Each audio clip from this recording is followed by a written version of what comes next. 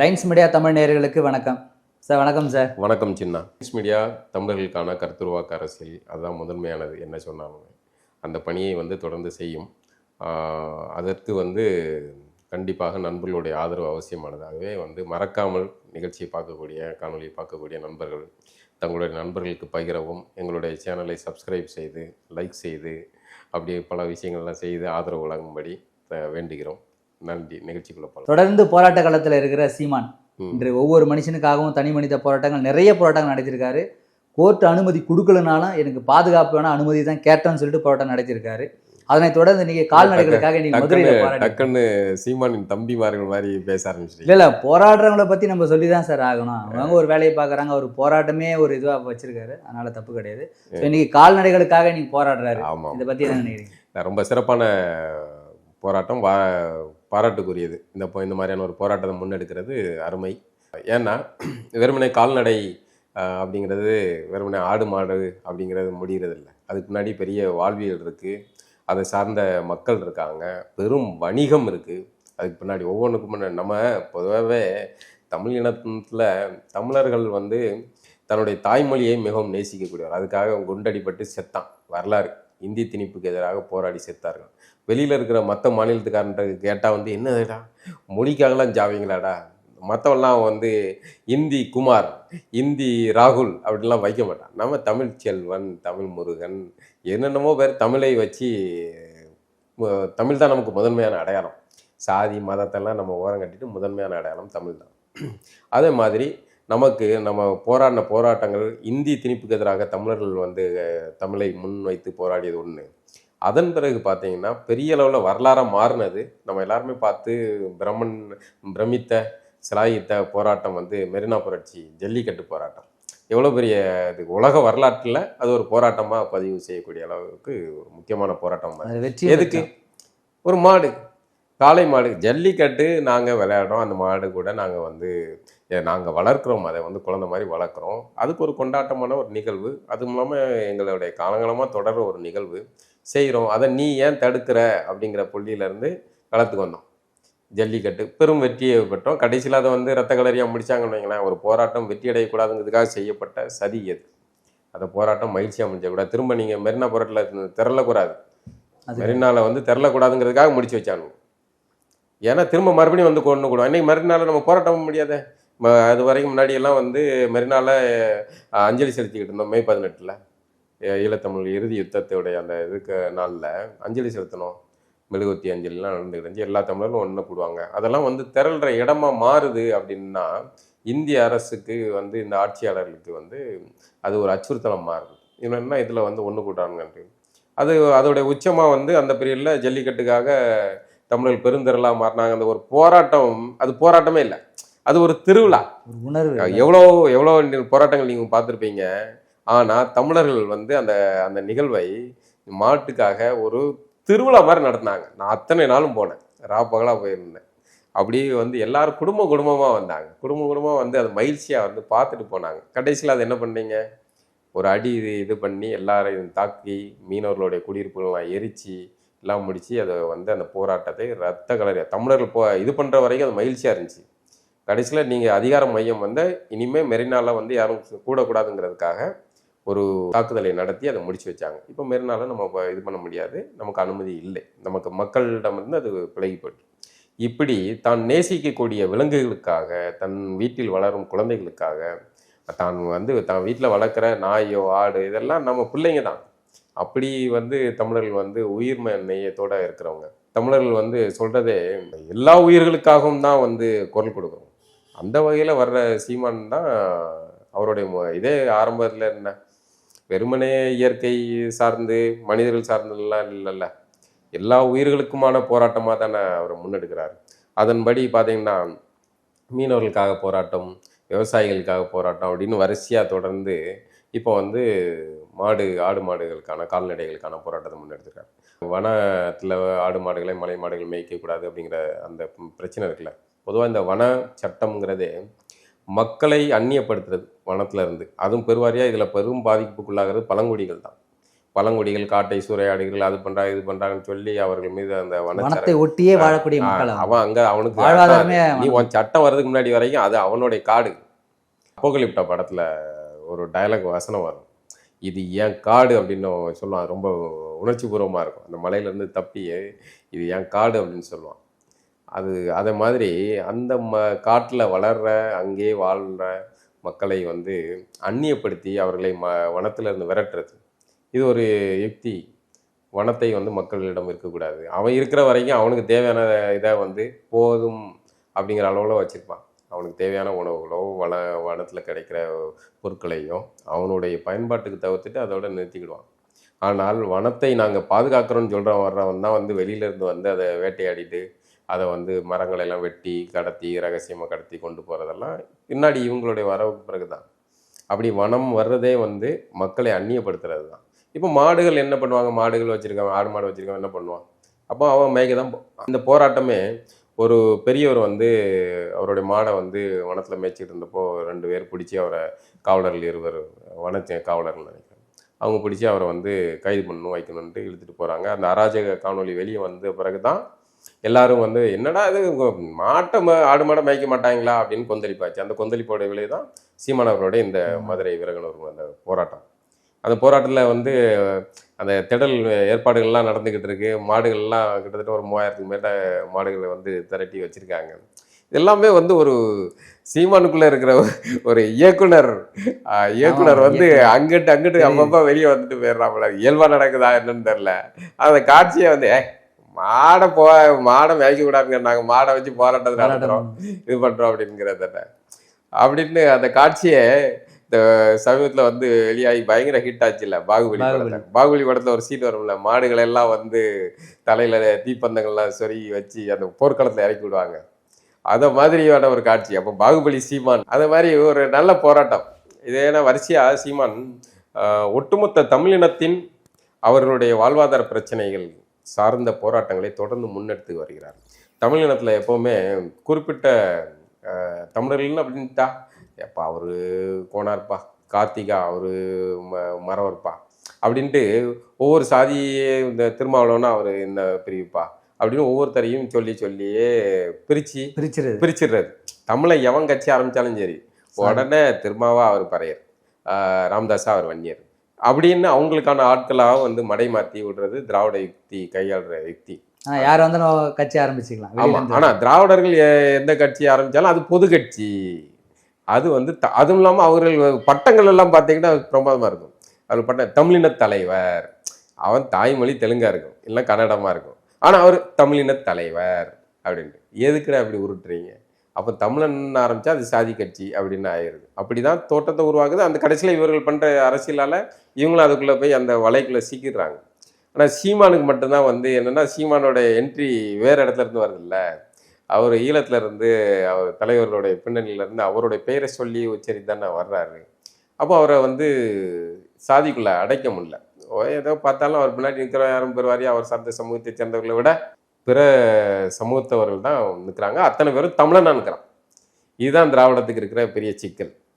இப்போ இந்த சீமானவர்களும் அத்தனை தமிழர்களுடைய பிரச்சனையை சார்ந்து தான் போராடுற. இப்போ அவன் வந்து இந்த ஆடு மாடு போராட்டங்கிறது அதுக்கு முன்னாடி மீனவர்களுக்காக கடற்புறத்தில் அங்கே ஒரு போராட்டம் நடத்தினார். கல்லீரல் இப்படி மலையை குடைகிறத கண்டித்து போராட்டம். இப்படி தொடர்ச்சியாக வந்து இயற்கை வளங்கள் சூறையாடுறதுக்கு எதிராகவும் தமிழின குழுக்கள் ஒவ்வொரு இனக்குழுக்கள் பாதிக்கப்பட்ட சார்ந்த விஷயங்களும் போராடுறாங்க. அதோடைய தொடர்ச்சியாக இப்போ ஆடு மாடு மேய்க்கிறவங்க பெருவாரியாக ஆடு மாடு மேய்க்கிறவங்க ஒரு குறிப்பிட்ட பிரிவை சேர்ந்தவர்களாக இருக்கிறாங்க. இடையர்ன்னு சொல்லுவாங்க அல்லது ஆயர்ன்னு சொல்லுவாங்க, கிதாரி அப்படின்னு பல பிரிவுகள் இருக்குன்னு வைங்களேன். இது ஒரு பெரிய தொழில், ஒரு வணிகம், ஒரு அந்த வெறுமனே ஆடு மாடு அப்படிங்கிறது அதோட முடிய போகிறது கிடையாது. அதை சார்ந்த வாழ்வாதாரத்தோட ஒரு பெரிய இனக்குழுக்கள் இருக்காங்க. அவர்களுக்கு அது மூலாதாரமாக இருக்குது. அது அவங்களுடைய வீட்டு குழந்தையாகவும் இருக்குது. அதுக்கு பின்னாடி பால், நமக்கு வந்து பால் வேணும், தயிர் வேணும், வெண்ணெய் வேணும், பன்னீர் வேணும், எல்லாம் வேணும். ஆனால் ஆடு மாடு மட்டும் வேணாம். மாடு வேணாம், பால் வேணும். எங்கிறது வரும் பால்?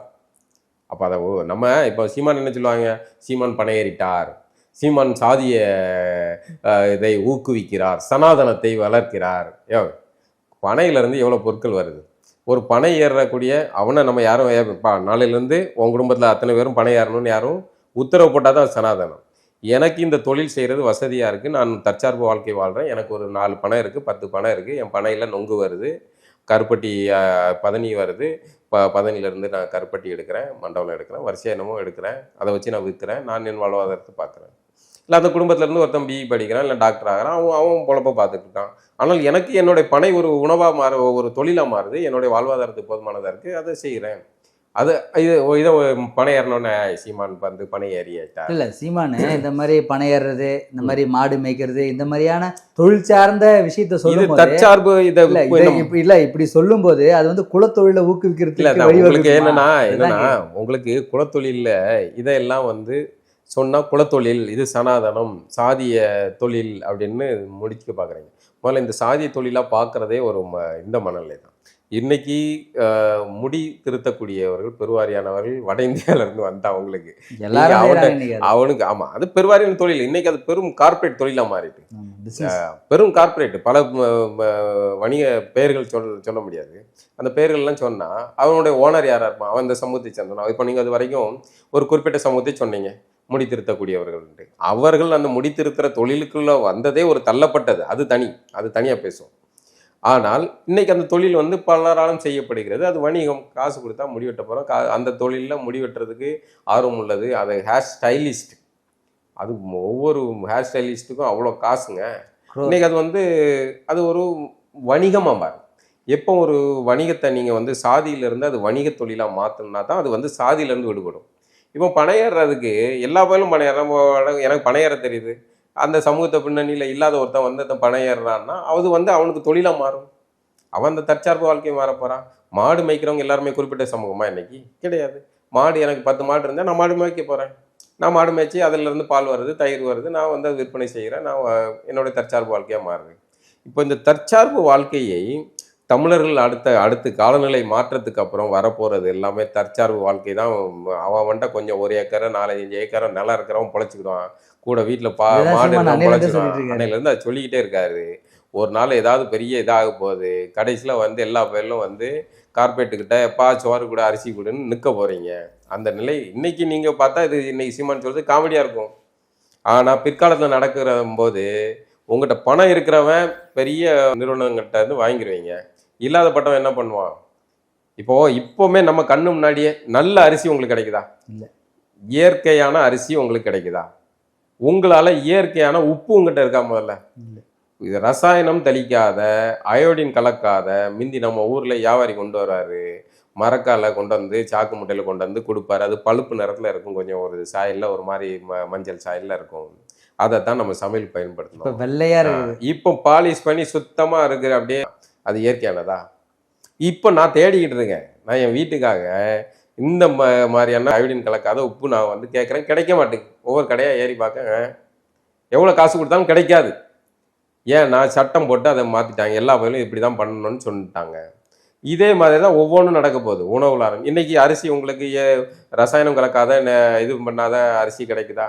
அதை நீங்கள் யாராவது உங்களுடைய விவசாய நண்பர்கள் யார்ட்டையாவது சொல்லி, இல்லை இயற்கை சந்தை வச்சிருக்கிற நண்பர்கள்ட்ட சொன்னீங்கன்னா அவங்க வாங்கி கொடுப்பாங்களே வெளியே. பொது கடைகளில் கிடைக்கல, பட்டை தீட்டப்படாத அரிசி நீங்கள் வாங்க முடியாது. அப்படி வாங்கினாலும் அது காஸ்ட்லியானதாக இருக்கும், சொல்லி வச்சு வாங்கணும். இப்படி நம்ம கண்ணு முன்னாடியே அந்த கால மாற்றம் மாறுது. அப்போ இதுக்கெல்லாம் மாற்றா வந்து எவருக்கு விருப்பம் இருக்கிறோம் அவர்கள் மாடு மேய்க்கட்டும், படித்தவன் உயர்நிலைக்கு போகட்டும். இப்போவுமே படித்தவனுக்கு அடுத்து வரப்போகிறத காலத்தை யோசிச்சு பார்த்தா எங்கிட்டு போய் முடிய போகுதுன்னு தெரியல. ஏஐ வந்தாச்சுன்னா அது வந்து ஐடி கம்பெனியில் பல பேருடைய தொழிலை சேவலியாக முடிக்க போகுது. எடிட்டிங் வேலை போயிடும், கிராஃபிக்ஸு போயிடும், எல்லாமே போயிடும். இப்போ 10 பேர் வேலை பார்க்குற வேலையை ஒருத்தனுக்கு ப்ராம்ப்ட் கொடுக்குற ஆளை மட்டும் வச்சா போதும், முடிஞ்சு போயிடும். இப்போ அவன் என்ன பண்ணுவான்? அவன் இந்த ஐடி நம்பி இருந்தான், அவனுடைய நிலை என்ன? அப்போ பல சிக்கலுக்கு அதாவது முன்னாடியே வந்து காலக்கணியர்கள் சொல்லுவாங்க, காலத்தை கணித்து சொல்லக்கூடிய கணியர்களிடையே இதெல்லாம் வரப்போகுதுடா, அபாயம் வரப்போகுது, பாலை வரப்போகுதுன்ட்டு. அதை மாதிரி சீமான் சொல்லிக்கிட்டு இருக்காரு, கத்திக்கிட்டு இருக்காரு. சீமானை பார்த்து இப்போ சிரிச்சுக்கிட்டு இருக்கான். சீமான் ஏதோ இதெல்லாம் சொல்லுவார்ல, என்னது அதாவது எத்தனை ஜி வந்தாலும் கஞ்சி விவசாயி தான் ஊற்றணும். அது உண்மைதான். யார் உங்களுக்கு எல்லாம் வந்து அப்படி உட்காந்து சோஃபாவில் உட்காந்துக்கிடுவீங்க, ஐடி கம்பெனியில் ஏசியில் அறையில் உட்காந்துக்கிடுவீங்க, கேபினில் உட்காந்துக்கிடுவீங்க, எல்லாம் உட்காந்துட்டு ஸ்டேட்டஸ் போடுவீங்க சீமானை ஓட்டிட்டு. சோறு எங்கேருந்து வரும்? அரிசி எவன் கொடுப்பான்? விவசாயம் வயலில் இட்டு விவசாயம் பண்ணி அவன் அறுத்து கொடுத்தா தான் உங்களுக்கு வரும். நல்ல வக்கனையாக துங்கணும்ல வாயில். ஆட்டுக்கறி வேணும். சண்டே ஆனால் ஆட்டுக்கறி கடையில் கூட்டம் அள்ளுது இல்லை. கோழிக்கறி, சிக்கன், அதுவும் நாட்டுக்கோழி. இப்போ இருக்கிற நாட்டுக்கோழி கடையில் நாட்டுக்கோழி இருக்கிறதெல்லாம் நாட்டுக்கோழியே கிடையாது, எல்லாம் பண்ணக்கோழி. பிராய்லர் தான். பிராய்லர் ஒன்று, இன்னொன்று நாட்டுக்கோழி மாதிரியே வைக்காங்கல்ல, அது நாட்டுக்கோழியே கிடையாது. அப்போது உங்களுக்கு கோழி வேணும், ஆடு வேணும், மாட்டிலேருந்து பால் வேணும், தயிர் வேணும், பன்னீர் வேணும், எல்லாம் வேணும். ஆனால் அதை வந்து எவன் செய்வான்? நீங்கள் சொகுசாக ஏசி அறையில் உட்காந்துப்பீங்க. அப்போ செய்கிறவனை ஊக்கப்படுத்துவோம். அதை சார்ந்து எனக்கு அது ஒரு வணிகம், பெரும் வணிகங்க. சாதாரணமாக நீங்கள் ஒரு மாடு பால்னு நினைக்கிறீங்க, அதுக்கு முன்னாடி எவ்வளோ பெரிய வணிகம். ஒரு பால்லேருந்து எத்தனை இது பிரியுது, ஒரு பனையிலேருந்து எவ்வளோ பதநீர்லேருந்து எவ்வளோ விஷயங்கள் பிரிஞ்சு வருது. அப்போ பெரும் வணிகம். அப்போ ஒரு தற்சார்பு கூட்டத்தை, ஒரு சமூகத்தை உருவாக்க வேண்டியது அவசியம்.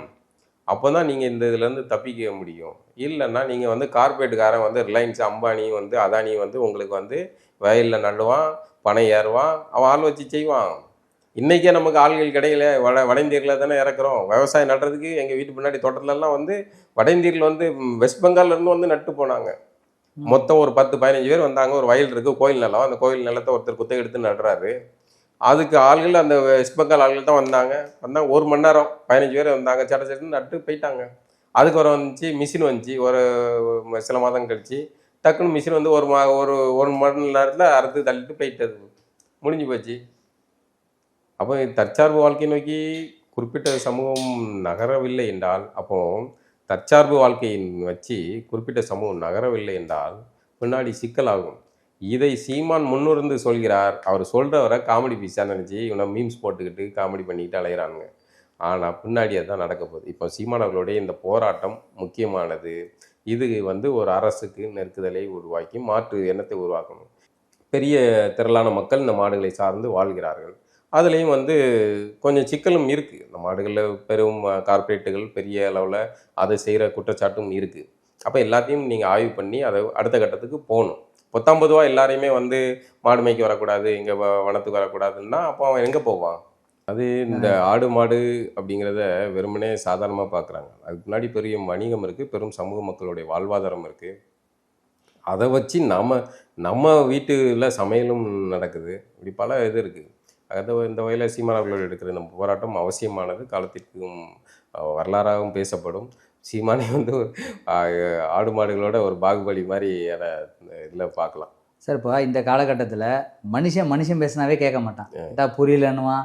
நம்ம பேசுகிறதே பாதி பேருக்கு புரியும். ஒரு சில இந்த ஒவ்வொரு கருத்தையும் ஒரு மாதிரி பார்க்குறாங்க. ஸோ இந்த மாடுகள் எல்லாரையும் ஒன்றா நிற்க வச்சு இந்த மாதிரியான பட்டியலை அடைக்க வச்சு அதுக்கு முன்னாடி அதிகமான சத்தத்தை எழுப்பி இந்த மாதிரி போராட்டம் பண்ணுறதுனால என்ன ஒரு முயற்சி கிடைக்கும், இல்லை இதனால என்ன பலன் இது வந்து அப்படின்னு ஒன்று. இது வந்து விலங்குகள் தடை சட்டத்துக்கு கீழே ஏதாவது வருமா? இதுக்கப்புறம் ஏதாவது? அது நான் விசாரித்தேன். நீங்கள் இவ்வளோத்தையும் ஒரே இடத்துல திரட்டுறீங்களே, இது வந்து சிக்கலாகாதா? அது இல்லாமல் வர கண்காணிச்சிக்கிட்டு இருப்பாங்க. ஏற்கனவே வந்து நம்ம ஆளுங்க ஜல்லிக்கட்டு நடத்துனதுலேயே வந்து மாடை குத்துறான், அது பண்ணுறான், மிளகா பொடி போடுறான்னு பீட்டா குப்பையில் இறக்கி விட்டாங்க. இது மாதிரி நீங்கள் இவ்வளோ 3000க்கு மேலே மாடுகளை இறக்கியிருக்கீங்க, ஒரே இடத்துல இது பண்ணுறீங்க, இது சரியாக வருமா? என்ன அனுமதியெலாம் வாங்கினீங்களான்னு. அது 18 வகையான அனுமதிகள் வாங்கிட்டாங்க போல இருக்குது. அதை வாங்கலைன்னா இந்நேரத்துக்கு வந்து பீட்டா குரூப்புகளும் ப்ளூ கிராஸுகளும் விலங்கு நல வாரியமும் வந்து வேடிக்கை பார்த்துக்கிட்டு இருக்காது. அதெல்லாம் அனுமதிகள்லாம் வாங்கிட்டாங்க. அதனால தான் இது பண்ணுறாங்க. அது இல்லாமல் இந்த மாடுகளை வந்து பொதுவாக வயல்வெளிகளில் இப்படி ஒரே இடத்துல தான் அடைப்பாங்க. தனியாக மாடு வளர்க்குறவங்களுக்கு வேணால் அப்படி பெருசாக இதாக இருக்கும். பெருவாரியாக இந்த பெரிய அளவில் மாடுகளை திரட்டி பயணம் செய்கிறாங்கல்ல, அப்படியே அது பயணம் போயிட்டே இருக்கும். போயிட்டு ஒரு இடத்துல, ஆமாம், அந்த ஆடுகள் மாடுகள் எல்லாமே நூற்றுக்கணக்கான மாடுகள் ஒரே இடத்துல போய் ஒரே இடத்துல அதை சுற்றி போட்டு வேலி போட்டு அதுகளில் இருக்கும். அங்கே சாணம் போடும், சிறுநீர், இது எல்லாமே வந்து உரமாக மாறும். இதுக்கு காசு. நீங்கள் ஒரு வயலில், எங்கள் வயலில் மாடை இது போடுங்க, இது ஒரு வணிகம். அவங்களுக்கு இது ஒரு வாழ்வாதார தொகை. இப்படி தான் நடக்கும். அப்போது அந்த வகையில் இந்த மாநாட்டில் இப்படி ஒரு இதை போடுறாங்க அப்படிங்கிறது அது பழகுனது தான், புதுசாக இல்லை. புதுசாக ஒரு வீட்டில் வச்சுருக்கீங்க, அதை கூட்டு வந்து இதில் அடைச்சி வச்சுருக்கீங்கன்னா அது வந்து திணறும். இது இயல்பானது தான், அது மாடுகளுக்கு இயல்பான ஒரு விஷயந்தான். என்ன இது ஒரு மீடியாவில் வந்து பார்க்குறதுக்கு ஒரு புது வகையான போராட்டமா இருக்கும் இதுவரை. வித்தியாசமா இருக்கும். ஆமா, வித்தியாசமான போராட்டமா இருக்கும். இதை வந்து அதான சொன்னோம்ல ஏற்கனவே சீமான் அவர்களுக்குள்ள இருக்கிற கதை, திரைக்கதை இயக்குனர் வந்து பிரமாதமா சீமான் அவர்கள் கதை பிரமாதமா சொல்றாங்க. இப்போ சொல்ற இதை வச்சு சொல்றாங்க அவருடைய பயண கதைகள் அதெல்லாம் இருக்கு. ஆனா அதுக்கு முன்னாடி இயக்குனராக சீமான் நல்ல அவர்களை, கதை சொல்லி அவர். ஆமா, சீமான் அவர்களை திரைத்துறையில் யார்கிட்ட விசாரிச்சாலும் அப்பா ஒரு பிரமாதமா கதை சொல்லுவாருப்பா, அப்படி கேட்டுக்கிட்டே இருக்கலாம். சீமான் கதை சொல்ல ஆரம்பிச்சாருன்னா கேட்டுக்கிட்டு இருக்கலாம். அது இன்னைக்கும் வந்து தம்பிமார்கள்ட்ட தொடர்தானு தெரில. ஆனால் வந்து அவர் ஒரு நல்ல கதை சொல்லி அதை நல்ல விசுவலைஸ் பண்ணக்கூடிய ஆள் அப்படின்னு. அது இந்த போராட்டத்தில் இப்படி ஒரு கான்செப்டை இறக்கலாமாட பார்த்துக்கலாம் அப்படின்னு ஏற்பாடு பண்ணியிருக்காங்க. பார்ப்போம் இந்த போராட்டம் நல்லபடியாக அந்த மேய்ச்சல் சமூக மக்களுக்கும் அதை தொழிலாக கொண்டிருக்க சமூகத்தினருக்கும் இனக்குழுவினருக்கும் மக்களுக்கும் இது ஒரு நல்ல தீர்வை கொடுக்கட்டும். பார்க்கலாம். ஓகே சார், மீண்டும் நிகழ்வு சந்திப்போம் சார். நன்றி, வணக்கம்.